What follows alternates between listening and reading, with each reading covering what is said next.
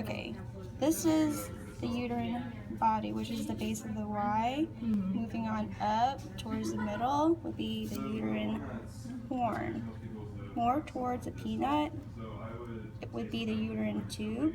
The peanut itself is the ovary. So ovary, which is the peanut, around the peanut and near the peanut is the uterine tube. Or towards the middle, uterine horn.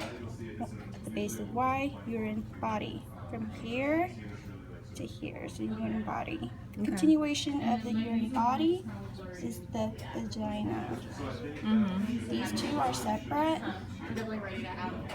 This is leading up to the bladder is the urethra. Bladder, urethra. Urethra and joining of the vagina would be the urogenital sinus. Okay? Wait, The urogenital sinus is where the vagina and urethra join. okay. And underneath the uter is the vagina. Like right. This is the vagina. Yeah. This is the urethra. Okay. The ureters are above. This is the bladder. This is above. Ureter. Okay. Ureter. Ureter.